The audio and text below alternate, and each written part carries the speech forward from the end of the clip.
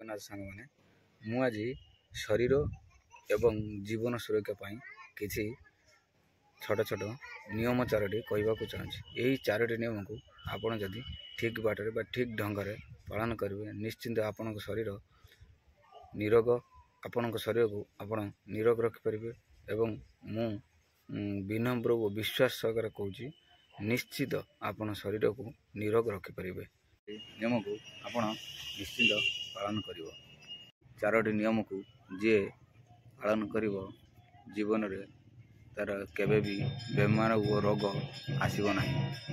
Blood pressure sugar cholesterol एमती बड़ ठंडा सर्दी काश गला बसी जावा ये सब भी केबे आसब ना। डाक्तर पाखक आप केबे भी जीवे ना होता है। यही सब चारोटी नियम रोगर बहुत किसी सहायक होता है। आपण मैंने शुणु आयुर्वेदिक आप जानते हैं यह आयुर्वेदिक औषधीय नियम यह कौन सी रोग को निरोग रहा आपण मान तीन कथा मन रखा निहाती दरकार अच्छी कथा है बात पित्त कफ तीनो जिनस को नहीं शरीर आमर गठन होता है। कौन सी व्यक्तिर बात बिगड़ी जाए ना से तार 80% रोग आसी जाए। जिते पित्त बिगड़ी जाए ना से 40 ରୁ 50% रोग निहाती आसी जाए शरीर मध्य। आपणकर कफ बिगड़ी जाए से कौन हो जानते 28% रोग शरीर मध्य को प्रवेश कर जाए।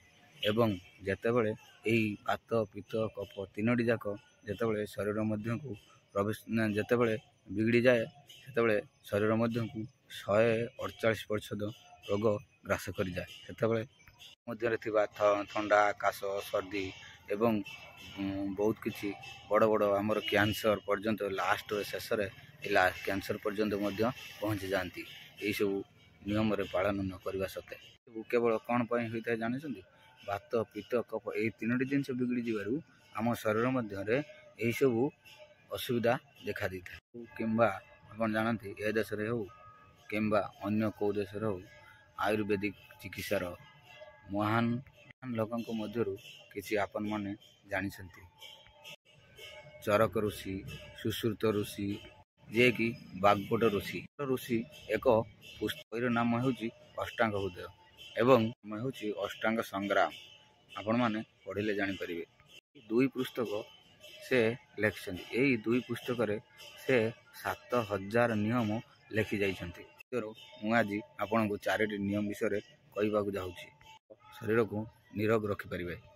आपण मारे निश्चिंत यह पालन कले चारोटी नियम को जे पालन करिवो से तार शरीर को निश्चिंत निरोग रखिपार। बात पित्त कफ को ता शरीर मध्य संतुलन ही करिपारिब। प्रथम नियमटी है कहूँ नियमटी है जितेबले आपण खाद्य खाऊँच से आपण संगे संगे पानी पीब ना। निश्चिंत आपण को आश्चर्य लगुव जे पानी न पीले कौन असुविधाटा हेब। पानी खाद्य खाइले तो निश्चिंत पानी पीवा हो। भागवत ऋषि कहते भोजन खाइबा समय आपण जदि सांगे सांगे पानी पी दौच से आपणकर विष सहित समान हो जाए। से कहते खाइबा समय केबे भी आपण माने पानी पीबे ना। तो आपण माने भावुथे पानी पीबू ना यार कारण कौन शुणु मुझे आपन को सरल भाव में यार कारण बुझे दूसरी। आम जो खाद्य खाइले तामर पेट भीतर को गला से खाद्य पेट भीतर को गला पेटर जाई से खाद्य एक जगार एकत्रित है जो जगार जा एकत्रित हुए से जगह कौन कहते जानते से जगह को कहती आमर जठर कहती एवं कई कई भी कहती आमाशय बोली भी कहती हिंदी में कह आमाशय। यह पेटरे ना यह नाभीर बाम पट रही है बहुत छोट जगह सबू खाद्य यही छोट जगह टी ही जाई था। खाद्य आप खाऊँ रुटी भात डाली जेकोसी खाद्य खाऊँ यह से छोट जगह टी जाई एकत्रित होता है। सेतेबेले जठर एक प्रकार निआं जले यही निआं जलिबा को कौन कहती ना जठर बोली कहती। जठर अग्निर काम है से सबू खाद्य को पचाए भल भाव ମାନେ ଜିନିଷଟାକୁ ହଜମ କରାଏ। ଘରେ ରୋଷେଇ ଭଲ ଭାବ ହୁଏ। ଧୀରେ ଧୀରେ ଯେମିତି ପରିବାଟା ସିଝିଯାଏ ସେଇଭଳି ଭାବରେ ଏ ଜଠରର କାମ ଧୀରେ ଧୀରେ ଆମ ଖାଦ୍ୟକୁ ପଚାଏ ଏବଂ ହଜମ ଶକ୍ତିଟା ବଢ଼ାଏ। ଆପଣ ଖାଦ୍ୟ ଖାଉଛନ୍ତି, ଯଦି ସଙ୍ଗେ ସଙ୍ଗେ ସେଇ ଖାଦ୍ୟର ଖାଇବା ସଙ୍ଗେ ଯଦି ଆମେ ପାଣି ପିଇଦେବା, ତାହେଲେ କ'ଣ ହେବ ନା ଆମର ଯେଉଁ ଜଠରରେ ଅଗ୍ନି ନିଆଁଟି ଜଳିଥିବ, ସେତେବେଳେ ସେ ପାଣିଟା ଯାଇ ସେ ଜାଗାରେ ପହଞ୍ଚିଗଲେ ସଙ୍ଗେ ସଙ୍ଗେ ନିଆଁଟା ଲିଭିଯିବ। ଲିଭିଗଲା ପରେ ଆମର ଯେଉଁ ପରିମାଣରେ ଖାଦ୍ୟଟା ପଚିବା କଥା ସେ ପରିମାଣରେ ଖାଦ୍ୟଟା ପଚିବ ନାହିଁ। ଫଳରେ କ'ଣ ହେବ ନା ସଡ଼ିଯାଏ। ଖାଦ୍ୟଟା ସଡ଼ିଗଲା ପରେ ବିଭିନ୍ନ ପ୍ରକାର ବେମାର ଆମକୁ ଆସିଯାଇଥାଏ। ଜଠର ଅଗ୍ନିରେ ନ ପଚି ସଡ଼ିଯାଏ, ସେତେବେଳେ ଏହା ବିଷରେ ପରିଣତ ହୋଇଯାଏ। ତେଣୁ ଆମକୁ ଏହି ବିଷର ସମ୍ମୁଖୀନ ହେବାକୁ ପଡ଼ିଥାଏ। ତେଣୁକରି ଆମେ ଜଲ୍ଦି ପାଣି ପିଇବା ବା ତୁରନ୍ତ ପାଣି ଖାଦ୍ୟ ଖାଇବା ସଙ୍ଗେ ସଙ୍ଗେ ତୁରନ୍ତ ପାଣି ପିଇବା ଉଚିତ ନୁହେଁ। ନିଶ୍ଚିତ କେତେକ ଲୋକ କହନ୍ତି ମୋ ପେଟରେ ଗ୍ୟାସ୍ ହେଇଛି, କାରଣ ଖାଦ୍ୟ ହଜମ ହୋଇନାହିଁ, ଯାହାଫଳରେ କି ଗ୍ୟାସ୍ଟା ବା ହେଉଛି। କିଏ କହୁଥିବ ପେଟର ଦରଜ ହେଉଛି, ପେଟ ବିନ୍ଧୁଛି, ପେଟ କାଟୁଛି। ଏହିଭଳି ଭାବରେ ବିଭିନ୍ନ ସମସ୍ୟା ସୃଷ୍ଟି ହେବାର କାରଣ ହେଉଛି ଆମର ଏଇ ଯେଉଁ ତୁରନ୍ତ ସଙ୍ଗେ ସଙ୍ଗେ ପାଣି ପିଇଦେଲେ ଆମ ଖାଦ୍ୟଟା ଯେଉଁ ପରିମାଣରେ ହଜମ ହେବା କଥା ସେ ପରିମାଣରେ ହୁଏ ନାହିଁ, ଯାହାଫଳରେ କି ଆମକୁ ଗ୍ୟାସ୍ ମଧ୍ୟ କୁହନ୍ତି ମୋ ପେଟ ଗୁମ୍ ହୋଇଯାଇଛି, କୁହନ୍ତି ମୋ ପେଟ ଫୁଲୁଛି। ବିଭିନ୍ନ ପ୍ରକାର ସମସ୍ୟାର ସମ୍ମୁଖୀନ ହେବାକୁ ଆମମାନଙ୍କୁ ପଡ଼ିଥାଏ। ତେଣୁ ଏଥିପାଇଁ ବାଗବଟ ଋଷି କହିଛନ୍ତି ଖାଦ୍ୟ ଖାଇସାରିବା ପରେ ପାଣି ପିଅନ୍ତୁ ନାହିଁ। ହେଲେ ତ ପାଣି ପିଇବାକୁ ହେବ। ତେଣୁ ଆପଣ ନିଶ୍ଚିନ୍ତ ଭାବୁଥିବେ ଖାଦ୍ୟ ଖାଇସାରିଲା ପରେ ଯଦି ପାଣି ନ ପିଇବା, ତାହେଲେ ଆମ ଖାଦ୍ୟ କେମିତି କ'ଣ ଆମ ପେଟ ଭିତରେ ହଜମ କରିବ? ନା ଆଜ୍ଞା, ଦେଖନ୍ତୁ ଖାଦ୍ୟ ଖାଇସାରିବା ପରେ ବାଗବଟ ଋଷି କହିଛନ୍ତି 1 ଘଣ୍ଟା ମଧ୍ୟରେ ପାଣି ପିଇବା ଦରକାର।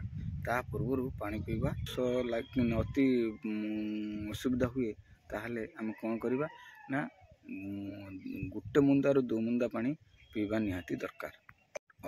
ଆମ ପେଟ ଭିତରେ ଯେଉଁ ଜଠର ଅଗ୍ନିଟା ଅଛି, ତାହାର ନିୟମ ହେଉଛି 1 ଘଣ୍ଟା ପର୍ଯ୍ୟନ୍ତ ସେ ଜଳି ଆମର ପେଟ ଭିତରେ ଥିବା ଖାଦ୍ୟକୁ ଧୀରେ ଧୀରେ ସିଝାଏ ଏବଂ ହଜମ କରିବାରେ ସାହାଯ୍ୟ କରିଥାଏ। ତା ପୂର୍ବରୁ ଆମେ ପାଣିଟା ପିଇଦେଲେ ସେ କ'ଣ ହେବ ନା ସେ ପାଣିଟା ଯାଇ ଯେଉଁ ଟାଇମ୍ରେ ସେ ହଜମ ହେବା କଥା, ସେ ଯେତିକି ଟାଇମ୍ ଜଳିବା କଥା ସେ ଜଳିପାରିବ ନାହିଁ। ଯାହାଫଳରେ କି ସେଠି କ'ଣ ହେବ ନା ପାଣି ପିଇଦେଲେ ସେଟା ଯାଇ ପଡ଼ି ଲିଭିଯିବ। ଆମ ଜଠର ଅଗ୍ନିଟା ଯେତିକି ପରିମାଣରେ ଜଳିବା କଥା ଆଉ ଜଳିପାରିଲା ନାହିଁ। ତେଣୁ ଆମମାନଙ୍କୁ ଅସୁବିଧାର ସମ୍ମୁଖୀନ ହେବାକୁ ପଡ଼ିଲା। ଏଥିପାଇଁ ଋଷି କହିଛନ୍ତି ଖାଦ୍ୟ ପିଇବା ପରେ 1 ଘଣ୍ଟା ମଧ୍ୟରେ ପାଣି ପିଇବା ଉଚିତ। 1 ଘଣ୍ଟା ମଧ୍ୟରେ ପାଣି ପିଇଲେ ଆମକୁ କୌଣସି ଅସୁବିଧାର ସମ୍ମୁଖୀନ ହେବାକୁ ପଡ଼ିବ ନାହିଁ, ଯାହାଫଳରେ କି ଆମେମାନେ ଭଲ ଭାବରେ ଆମର ଖାଦ୍ୟଟା ଠିକ୍ ବାଟରେ ହଜମ ହୋଇଯିବ ଏବଂ ଆମେ ଆଉ କୌଣସି ବେମାର ଆମକୁ ଗ୍ରାସିବାରେ ସାହାଯ୍ୟ କରିପାରିବ ନାହିଁ। ଦେଶରେ ହେଉ ବା ବାହାର ଦେଶରେ ହେଉ, ଆପଣମାନେ ଦେଖିଥିବେ ମନୁଷ୍ୟକୁ ଛାଡ଼ିଦେଲେ ଆଉ ଯେକୌଣସି ଲୋକ ରହିଲେ ବା ପଶୁ ହେଉ, ପକ୍ଷୀ ହେଉ କିମ୍ବା ଅନ୍ୟାନ୍ୟ ସବୁ କୀଟପତଙ୍ଗ ଯିଏ ସବୁ ରହିଲେ, ସେମାନେ କ'ଣ କରନ୍ତି ନା ପାଣି ପିଇବା ସମୟରେ ସେମାନେ କ'ଣ କରିବେ ନା ଧୀରେ ଚୁଞ୍ଚରେ ବା ଥୁଣ୍ଟରେ ସେମାନେ ଧୀରେ ନେବେ ଏବଂ ଉପରକୁ ମୁହଁ ଟେକିକି ଧୀରେ ପିଇବେ। ତାପରେ ପୁଣି କିଛି ସମୟ ପରେ ପୁଣି ଟିକେ ନେବେ, ପୁଣି ଧୀରେ କରିବେ, ତାପରେ ପିଇବେ। କିନ୍ତୁ ସେ ଏକା ସମୟରେ ଯେ ଢକ୍ ଢକ୍ କରିକି ଆମେ ଯେମିତି ପିଉଛନ୍ତି, ସେମିତି କେବେ ସେ ପିଇବେ ନାହିଁ। ଧୀରେ 1 ଚୁଞ୍ଚ ପାଣି ନେବେ, 1 ବୁନ୍ଦ ପାଣି ନେବେ, ଧୀରେ କରି ପିଇବେ। ପୁଣି ଟିକେ ଚୁଞ୍ଚ ପାଣି ନେବେ, ପୁଣି ଧୀରେ କରି ପିଇବେ। ଏହିଭଳି ଭାବରେ ସେମାନେ ପାଣିକୁ ଦେହ ଭିତରକୁ ନିଅନ୍ତି। ଯେଭଳି ସେମାନଙ୍କର ଦେଖନ୍ତୁ କୌଣସି ବେମାର ବି ସେମାନଙ୍କୁ ନାହିଁ, ନା ଡାଇବେଟିସ୍, ନା କୋଲେଷ୍ଟ୍ରଲ୍, ନା ଯେକୌଣସି ରୋଗର ସମସ୍ୟା ମଧ୍ୟ ତାଙ୍କ ପାଖରେ ଆସିପାରେ ନାହିଁ। ଯାହାଫଳରେ ତାଙ୍କର ହଜମ ଶକ୍ତି ଠିକ୍ ବାଟରେ ହୁଏ। ଏ ମଣିଷ ମଧ୍ୟରେ ସବୁ ଥାଇ ମଧ୍ୟ, ଦିବ୍ୟଜ୍ଞାନ ଥାଇ ମଧ୍ୟ ସେ ଯଦି ଆମର କିଛି ଜାଣିପାରୁନି, ତାହେଲେ ପଶୁ ପକ୍ଷୀଙ୍କର ସେମାନେ କଥା କହିପାରୁନାହାନ୍ତି କି ମାନେ କରିପାରୁନାହାନ୍ତି। ତେଣୁ ତାକୁ ଶିଖାଇବା ପରିବର୍ତ୍ତେ ମନୁଷ୍ୟ ତାଙ୍କ ପାଖରୁ ଶିଖିବା ଉଚିତ ଯେ ସେ କିଭଳି ଭାବରେ ପାଣି ପିଉଛନ୍ତି ବା କିଭଳି ଭାବରେ କରୁଛନ୍ତି। ତେଣୁକରି ମନୁଷ୍ୟକୁ ଦିବ୍ୟଜ୍ଞାନ ପାଇବ, ସେ ମଧ୍ୟ ତାର ଉଚିତ ବ୍ୟବହାରରେ କାମରେ ଲଗାଇ ପାରୁନାହିଁ। ମନୁଷ୍ୟମାନଙ୍କ ପାଖରେ ସବୁ ଥାଇ ମଧ୍ୟ ପାଣିକୁ ଢକ୍ ଢକ୍ ଢକ୍ ଢକ୍ କରି ପିଉଛନ୍ତି ଏବଂ ବିଷକୁ ଆମନ୍ତ୍ରଣ କରି ଆମ ଶରୀର ମଧ୍ୟକୁ ଟାଣି ଆଣୁଛନ୍ତି। ମୁଁ ଆପଣଙ୍କୁ ଦୟା କରି କହୁଛି, ପାଣି ପିଇବାଟାକୁ ଆପଣମାନେ ନିହାତି ବଦଳାଇବା ଦରକାର। ତୃତୀୟ ନିୟମ କହୁଛି ଶୁଣ। ଯେତେବେଳେ ଆପଣମାନଙ୍କୁ ଶୋଷ ଲାଗୁଛି ସେତେବେଳେ ଆପଣମାନେ କେବେ ବି ଥଣ୍ଡା ପାଣି ପିଇବେ ନାହିଁ, କି ଫ୍ରିଜ୍ ପାଣି ବି ପିଇବେ ନାହିଁ, କି ବରଫ ପଡ଼ୁଥିବା ପାଣି ବି କେବେ ବି ପିଇବେ ନାହିଁ। ଶରୀର ଆପଣଙ୍କର ଗରମ, ପାଣି ହେଉଛି ଥଣ୍ଡା। ତେଣୁ ଏଇ ଦୁଇ ମଧ୍ୟରେ ଯଦି ଏହା ପେଟ ଭିତରକୁ ଯାଏ ତାହେଲେ ପେଟ ଭିତରେ ନିଶ୍ଚିତ ଏମାନଙ୍କର ଝଗଡ଼ା ମଧ୍ୟ ହୁଏ। ଆପଣମାନେ ନିଶ୍ଚିତ ଭାବୁଥିବେ ପାଣିକି ଛାଡ଼ିକି ଆଉ ଖାଇବା ସମୟରେ କ'ଣ ପିଇବା ଦରକାର? ହଁ ଆଜ୍ଞା, ଋଷି କହିଛନ୍ତି ଖାଦ୍ୟ ଖାଇସାରିବା ପରେ ପାଣି ଯଦି ଶୋଷ ଲାଗୁଛି ତାହେଲେ ଫଳରସ, ଆମର ଲେମ୍ବୁ ରସ ଆଉ ଲସି, ଦହି ଏସବୁ ପିଇଲେ କୌଣସି ଅସୁବିଧା ହୁଏ ନାହିଁ। ଖାଇସାରିବା ପରେ ଫଳରସ ପିଇଲେ କିଛି ଅସୁବିଧା ନାହିଁ। ଦ୍ୱିପହରେ ଖାଇସାରିଲା ପରେ ଯଦି ଆମେ ଲସି ପିଇବା କି ଦହି ପିଇବା ତାହା ମଧ୍ୟ କିଛି ଅସୁବିଧା ନାହିଁ। ଏବଂ ରାତିରେ ଖାଇସାରିବା ପରେ ଯଦି ଆମେ ଲେମ୍ବୁ ରସ ଟିକେ ହାଲକା କି ପିଇଦେବା ତାହେଲେ କିଛି ଅସୁବିଧା ନାହିଁ। ବହୁତ ଶରୀର ମଧ୍ୟକୁ ଏଗୁଡ଼ାକ ଶରୀର ମଧ୍ୟରେ ବହୁତ ଉପକାରରେ କରିଥାଏ ଏବଂ ବହୁତ ସହାୟତା ହୋଇଥାଏ। କୌଣସି ନିରୋଗ ରହିବାରେ ଏଗୁଡ଼ିକ ସହାୟତା କରିଥାଏ। ପାଣି କେବେ ବି ଢକ୍ ଢକ୍ କରିକି ପିଇବେ ନାହିଁ। ଧୀରେ ଧୀରେ ଧୀରେ ଧୀରେ କରି ଢୁକେ ଢୁକେ କରିକି କୁଳୁ କୁଳୁ କୁଳୁ କୁଳୁ କରିକି ଆପଣମାନେ ପିଇବେ। ପିଇଲେ କ'ଣ ହୁଏ, ଆମ ପାଟି ଭିତରେ ଥିବା ଲାଳ ଅଂଶଟି ସେ ଭିତରକୁ ଯାଏ। ଆମ ପାଟିରେ ଥିବା ଲାଳ ଅଂଶଟି ବହୁତ କ୍ଷାରୀୟ ଅଟେ। ସେଇ କ୍ଷାରୀୟ ଅଂଶଟି ଯଦି ଯାଇ ଅମ୍ଳୀୟ ସହିତ ମିଳିଯାଏ ତାହେଲେ ଆମର କ୍ଷାରଣ ଶକ୍ତିଟା ବହୁତ ବଢ଼ିଯାଏ, ଯାହାଫଳରେ କି ଆମମାନଙ୍କର ହଜମ ଶକ୍ତିଟା ଆହୁରି ତୀବ୍ର କରିଦିଏ। ତେଣୁକରି ଆମେ ଯେତେ କୁଳକୁଳ କରି ଧୀରେ ଧୀରେ କରି ପାଣି ପିଇବା ତାହେଲେ ଆମର କ୍ଷାରୀୟ ଅଂଶଟା ବଢ଼ିଯାଏ ଏବଂ ଅମ୍ଳୀୟ ଅଂଶଟା କଟିଯାଏ। କଟିଗଲା ଫଳରେ ଆମର ଆଉ ଗ୍ୟାସ୍, ଏସିଡ଼ିଟି ଏସବୁ କୌଣସି କିଛି ହୁଏ ନାହିଁ। ଅମ୍ଳୀୟ ଅଂଶଟା ଆସେ ନାହିଁ ଏବଂ ରକ୍ତରେ କୌଣସି ଅମ୍ଳୀୟ ଅଂଶ ରହେ ନାହିଁ। ଯେତେବେଳେ ଆମ ଶରୀରରେ ରକ୍ତର ଅମ୍ଳୀୟ ଅଂଶ କୌଣସି ଅମ୍ଳୀୟ ଅଂଶ ଯେତେବେଳେ ଆମ ଜୀବନରେ କେବେ ବି ବାତ, ପିତ୍ତ, କଫ ଏ ତିନୋଟି ଜିନିଷ କେବେ ବି ଅସନ୍ତୁଳନ ରହେ ନାହିଁ।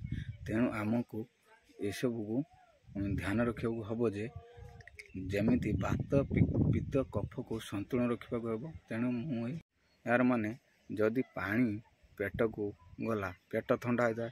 ପେଟ ଥଣ୍ଡା ହେବା ସଙ୍ଗେ ସଙ୍ଗେ ମସ୍ତିଷ୍କ ଥଣ୍ଡା ହୋଇଥାଏ। ମସ୍ତିଷ୍କ ଥଣ୍ଡା ହେବା ସଙ୍ଗେ ସଙ୍ଗେ ଶରୀର ମଧ୍ୟ ଥଣ୍ଡା ହୋଇଥାଏ। ତେଣୁ ଥଣ୍ଡା ଶରୀରକୁ କିଏ ଭଲ ପାଆନ୍ତି ନା? ମାନେ ଚିନ୍ତା କରନ୍ତୁ, ଆପଣମାନଙ୍କ ଦେହରେ କିଏ ଯଦି ଥଣ୍ଡା ଦେହ ଟିକେ ବଜେଇ ଦେଲା ତାହେଲେ ତ ଆଉ ଦେହ କେମିତି ଥଣ୍ଡା ଅଛି କହିଲୁ, ଆପଣମାନେ କୁହନ୍ତି ନା ନାହିଁ? କୁହନ୍ତି। ତେଣୁ ସେଇଭଳି ଭାବରେ ଥଣ୍ଡା ଦେହକୁ କେହି ଭଲ ପାଆନ୍ତି ନାହିଁ। ମୋର କହିବା ଅନୁସାରେ ଆପଣମାନେ ଥଣ୍ଡା ପାଣି ପିଇବା ବନ୍ଦ କରିଦିଅ, ସାଧା ପାଣି ପିଅ, ଗରମ ମାନେ ମାଟି ହାଣ୍ଡି ପାଣି ପିଅ, ଗରମ ଦିନରେ ମାଟି ହାଣ୍ଡି ପାଣି ପିଅ, ଯେମିତି ଆମ ଶରୀରକୁ ଥଣ୍ଡା ନ ହେବ ସେଇ ଅନୁସାରେ ବା ଆମ ପେଟକୁ ଥଣ୍ଡା କର। କିନ୍ତୁ ଏଇ ମାଟି ହାଣ୍ଡି ପିଅ, ସାଧା ପାଣି ପିଅ, ଏଇଭଳି ଭାବରେ ପାଣି ପିଇଲେ ଆମର କିଛି ଅସୁବିଧା ହେବ ନାହିଁ। କେବେ ବି ପିଇବ ନାହିଁ, କି କୁଲର ପାଣି ମଧ୍ୟ କେବେ ବି ପିଇବ ନାହିଁ।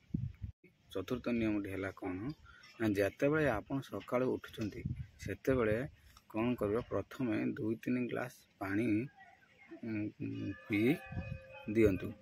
2-3 ଗ୍ଲାସ୍ ପାଣି ପିଇଦେଲେ କ'ଣ ହେବା, 2 ମିନିଟ୍ରେ ଏହା ପେଟ ମଧ୍ୟରୁ ଚାଲିଯାଏ। କୁଳୁ କୁଳୁ କରି ପିଇବେ, ଯାହାକି ଧକ୍ ଧକ୍ କରି ପିଇବେ ନାହିଁ। ପେଟ ଭିତରୁ ଚାଲିଯାଏ। ସେ କ'ଣ କରେ, ଆମର ଯେଉଁ ପେଟ ଜୀବରେ ଥିବା ଲାଳ ଅଂଶ ସେଗୁଡ଼ା କ'ଣ କରେ ନା କ୍ଷାରୀୟ ବନାଏ, ଯାହାଫଳରେ କି 1-2 ମିନିଟ୍ 3 ମିନିଟ୍ ଫଳରେ ତୁମକୁ ଝାଡ଼ା ଲାଗେ। ଝାଡ଼ା ଲାଗିଲେ କ'ଣ ଶିଖିଲେ, ଖାଦ୍ୟ ଖାଇସାରିବା ପରେ 1 ଘଣ୍ଟା ପରେ ପାଣି ପିଇବା ଉଚିତ। ଦ୍ୱିତୀୟରେ କ'ଣ ଶିଖିଲେ ନା, କେବେ ବି ଆମେମାନେ ଢକ୍ ଢକ୍ କରି ପିଇବା ଉଚିତ ନୁହେଁ, ତାକୁ ଘୁଟ୍ ଘୁଟ୍ କରି ଧୀରେ ଧୀରେ ପିଇବା ଉଚିତ। ତୃତୀୟରେ କ'ଣ ଶିଖିଲେ ନା, କେବେ ବି ଆମେମାନେ ଥଣ୍ଡା ପାଣି ପିଇବା ଉଚିତ ନୁହେଁ, ଯାହାକି କୁଲର ପାଣି, ଫ୍ରିଜ୍ ପାଣି, ବରଫ ପାଣି ଏଗୁଡ଼ିକ ପିଇଲେ ଆମ ଶରୀର ମଧ୍ୟରେ କାଶ ଥଣ୍ଡା ହେବାର ସମ୍ମୁଖୀନ ଅଧିକ ପରିମାଣରେ ଥାଏ। ଚତୁର୍ଥରେ କ'ଣ ଶିଖିଲେ ନା ଆମେମାନେ ସକାଳୁ 2-3 ଗ୍ଲାସ୍ ପାଣି ପିଇବା ଉଚିତ। ପାଣି ପିଇଲେ ଆମ ଶରୀର ମଧ୍ୟରେ ସେ ଯେଉଁ ଲାଳ ଅଂଶ ଖାରି ଅଂଶ ଗୁଡ଼ା ଭିତରକୁ ଗଲେ ସେ ଝାଡ଼ାଟିକୁ ପରିଷ୍କାର କରିବାରେ ସହାୟତା ହୋଇଥାଏ। 2-3 ମଧ୍ୟରେ ଝାଡ଼ା ଆମର ହୁଏ, ଯାହାଫଳରେ ଝାଡ଼ାଟି ଆମର କ୍ଲିଅର ହୋଇଯାଏ। ଥରେ ମାତ୍ର ଶରୀର ସକାଳୁ ଯଦି ଝାଡ଼ା କ୍ଲିଅର ହୋଇଯାଏ ତାହେଲେ ଶରୀର ମଧ୍ୟରେ କୌଣସି ବେମାର ଆସିବାର ଚାନ୍ସ ହିଁ ନାହିଁ।